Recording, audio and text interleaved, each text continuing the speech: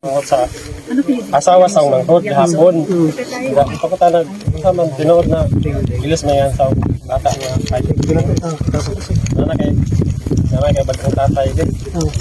Oo, kay bagong tatay. Kisa man yan, Goldwyn. Kaharap mo kayo si Goldwyn. Dili sila. Siyempre talaga siya. Dili.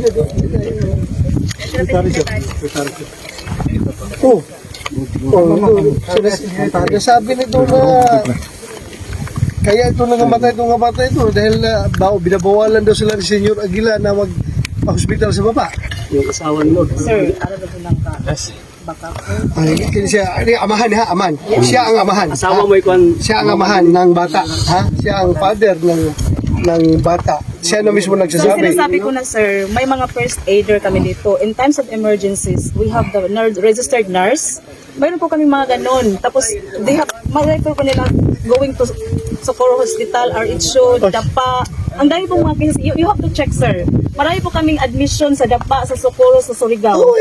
I-check natin yan later. I-check natin. Pero itong statement ng testimonya ng father, anak niya, yan o.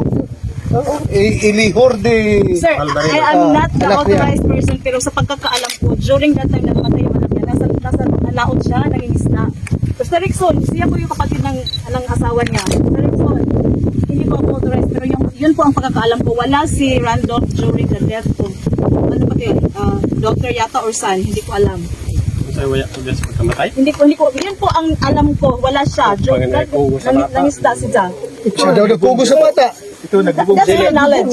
Dito ra nagilubong. Dito ra nagilubong. Dito, ginubong. Okay. Ang nailubongan dito sir sa mga bata. Natanawon na po. Why mga dili ko Siya, karga niya yung bata daw. Sir, Siya this is naglubong. the cemetery that we established. Wala po kaming ibang cemetery, sir. Nilipat nga daw. Bakit kami Saan ito nililipat? living? Saan ito living? doon sa Pantagol sir sa Padanggil. malapit sa kotse. Nilipat lang ito ngayon. Nilipat. Bago lang. Bago lang. Mali ang date. Pero mali ang date kasi namatay yung anak ko 2020. Tapos? Yung nanganak ng asawa ko December 14, 2020 namatay siya December 16, 2020. Eh, nilibing ko siya December. So hindi ito cemetery. Hindi ito original. Hindi ito. Itong bago lang ito, Macros. Bago to po. Bago yan. Bago. Kailan lang ito ginawa? Kailan yung ginawa ito? Ha? Kaya, kailan ito ginawa? Sir, after po nung wala pa pong permit dito. Wala pa po permit. Naglilibing na kami. Oo. Tapos, ang ginagamit talaga ni Milibing yan. Parang may option yung mga tao dito na ilibing. Kung gusto nila dito, ilibing. Pero, di ha, pwede po dito sa sabi. Tapos, ngayon lang, kasi ngayon lang to na-execute yung death donation. Ngayon lang na taon, dito na talaga officially nalilibing yung mga Nilipat yung wala pong nalilipat, sir. Wala po Yan talaga. sabi niya, doon Hindi niya ko alam, nilibing. sir. Doon niya nilibing yung anak niya. Alam talaga. Tapos ngayon, nandito na. Ito po is ang isa-isa lang cemetery dito sa Kapihan, wala pong ibang area. Saan mo nilibing yung anak mo?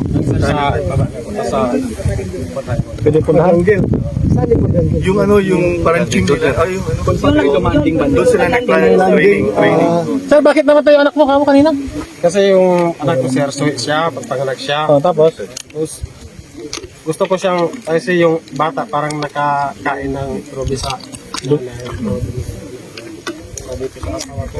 Punta natin sa bayan para ma-hospital yung bata para mabuhay siya kasi tatlo na yung anak ko sir, dalawang babae, isa lang lalaki to. So bakit hindi nagdala sa ospital? Kasi pinagbawalan sir. Nagbawalan. Sir, hindi po talaga ito yung totoo, sir. You have to check. Sabi ng asawa ko, sa bakit hospital. dadalhin pa natin yung anak natin sa ospital? Andito naman yung Panginoon natin na si Senyor Aguila. O kaya wala akong magawa kasi ayaw din ng asawa ko eh. Wala akong magawa. Dahil sila talaga ang masusunod. Bakit po pilitin mong lumabas? Anong mangyayari sa inyo? May nakaharang doon dalawang gate, hindi ka makakalabas doon. Basta-basta dahil ng mga Aguila na nagbabantay. kahit kunwari agaw buhay na, bawal mababa. Pero sa tingin mo, madala mo yung anak mo, kung dito talaga yung cemetery, madala mo ba sa ganyang daanan yung bata? Ito, kung dito yung sabi nilang cemetery, kaya dalhin yung bangkay dito sa dinaanan natin. Sa tingin mo, yung bata mo, yung anak mo, kung totoong dito daw, sabi na dito daw yung cemetery.